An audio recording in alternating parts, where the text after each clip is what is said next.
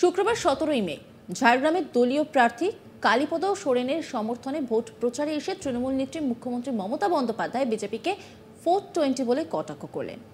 পাশাপাশি জানালেন এই 420দের যেন কেউ বিশ্বাস না করে। এদিন মুখ্যমন্ত্রী তার ভাষণে কোথাও বিন্দুমাত্র শুভেন্দু অধিকারীর নাম গন্ধ উল্লেখ করেননি। এদিন ঝাড়গ্রামের গজা শিমুল এলাকায় মুখ্যমন্ত্রী মমতা বন্দ্যোপাধ্যায় তৃণমূল প্রার্থী কালীপদ সোরেনের সমর্থনে নির্বাচনী প্রচারে এসে যোগ দেন। একটি বিশাল জনসমাবেশে তিনি কালীপদ সোরেনের হয়ে ভোট প্রচার করেন। এদিন তিনি তার ভাষণে সাফ জানিয়ে দেন গ্যাসের দাম আকাশ ছোঁয়া।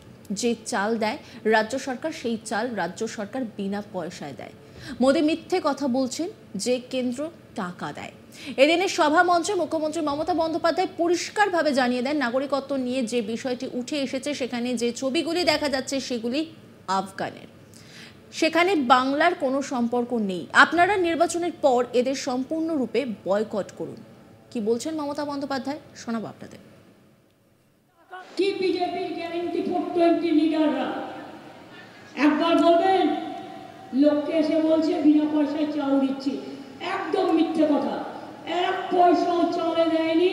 2 বছর ধরে চালের টাকা আমরা দিচ্ছি রাজ্য সরকার। তাই বলবেন 420 no guarantee, 420 no guarantee, 420 no guarantee.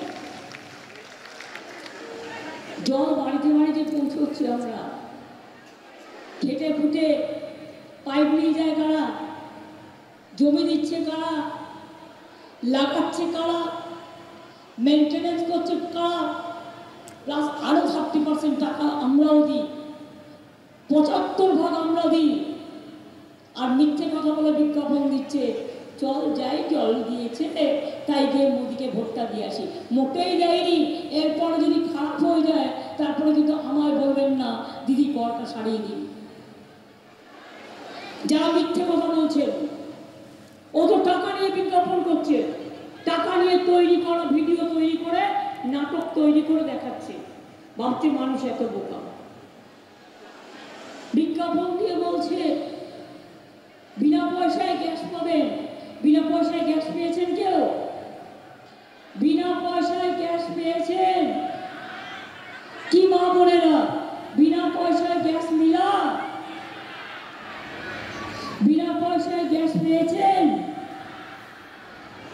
তাহলে আজকে 1000 টাকার ওপর গ্যাসের দাম, বিনা পয়সায় চাল 1000 টাকার গ্যাসে ফুটছে নাটক। আপনি যখনই ক্যার জন্য অ্যাপিল করবেন আপনাকে বিদেশি বলে বাতিল করে দেওয়া হবে। যাদের ছবি দিয়েছে তার মধ্যে কিছু আফগান আছে যাদের সাথে বাংলার সম্পর্ক নেই, মনে রাখবেন।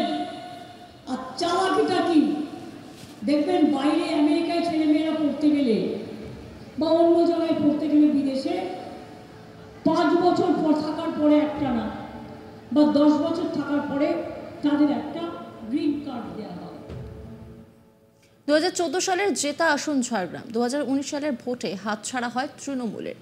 গোপীবল্লভপুরের জনসভায় সে কথাই মনে করিয়ে মমতা দাবি করলেন প্রধানমন্ত্রীর ভাষণে ভরসা করে ভোট দিয়েছেন ঝাড়গ্রামের মানুষ, তারপর কিছুই করেনি বিজেপি। এদিন তৃণমূল নেত্রী বলেন এটা দিল্লির নির্বাচন, আমাদের সাংসদ ছিলেন একবার, আগের বার বিজেপির সাংসদ হলো। পুরো মিথ্যে কথার উপর ভরসা করে প্রধানমন্ত্রী এসে একটা ভাষণ দিয়ে গেলেন। এই মন্তব্য করছেন মুখ্যমন্ত্রী মমতা বন্দ্যোপাধ্যায়। তিনি কি বলছেন শোনাবো আপনাদের। আজকে দিল্লির ইলেকশন,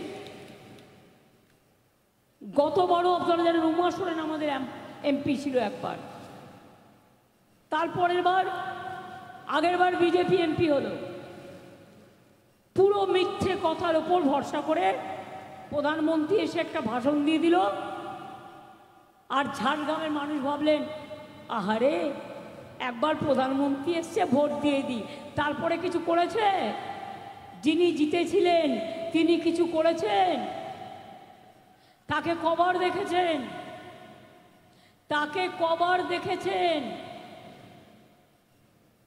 বাংলা বুঝতে পারেন না আপনারা? না অসুবিধে হয় মা বোনেরা, বাংলা বুঝতে অসুবিধে হয়।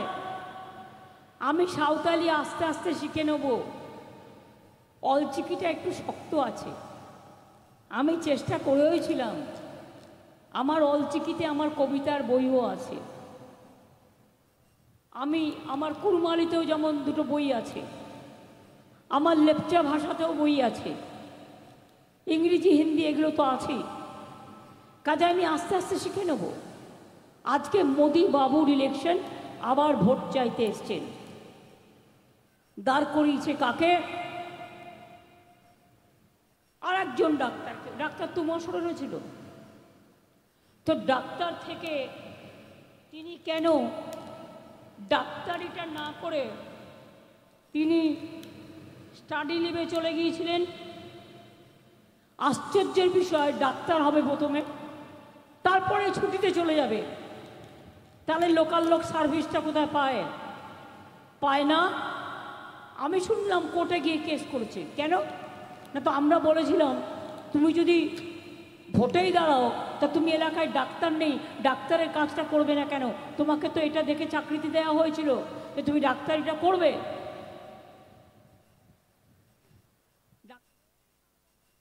ঝাড়গ্রামের গোপীবল্লভপুরে দলীয় প্রার্থী কালীপদ সোরেনের সমর্থনে সভা করছিলেন রাজ্যের মুখ্যমন্ত্রী মমতা বন্দ্যোপাধ্যায়। তখনই হঠাৎ করেই ঘটে একটা বিপত্তি, মুখ্যমন্ত্রীর পায়ের চটি ছিঁড়ে যায়।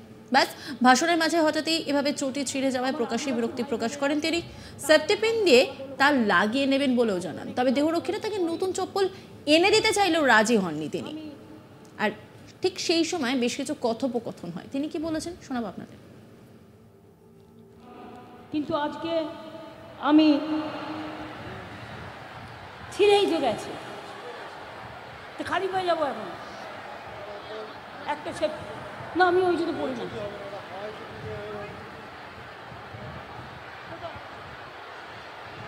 না, নিয়ে আসতে হবে না, পাবে না। কোথা থেকে নিয়ে আসবে? প্রিয়াঙ্কাটাকে না ধরে মার দিতে হয়। তুমি লাগাচ্ছি ইন্দোরেল, তুমি সেট করো, আমি আমার জুতোটা ছিঁড়ে গেছে, সেফটি পিন লাগাই হাঁটতে হাঁটতে। ওর দোষ কিছু নেই, মানে ও জুতোর যে আয়ু তার থেকে বেশি হেঁটে ফেলেছে। Thank you. ভালো এনইটি রিপোর্ট তুলে ধরেছেন আমার কলিগ, দেখাবো আপনাদের। তৃণমূলের দলীয় প্রার্থী কালীপদ সোরেনের নির্বাচনী প্রচারে এসে মমতা বন্দ্যোপাধ্যায় বিজেপিকে এক হাত নিলেন। গতকাল ঝাড়গ্রাম লোকসভার গোপীবল্লভপুর এলাকার গজাশিমুলে মমতা বন্দ্যোপাধ্যায়ের নির্বাচনী সভা ছিল। সেই সভামঞ্চে তিনি জানান বিজেপি যাতে একটিও ভোট না পায়। বিজেপিকে তিনি 420 বলে কটাক্ষ করেন এবং 420-তে যাতে একটু ভোট না দেওয়া হয় সে বিষয়েও তিনি বক্তব্য রাখেন। নজর রাখুন আজ তাক বাংলার ইউটিউব স্ট্রিমিংয়ে।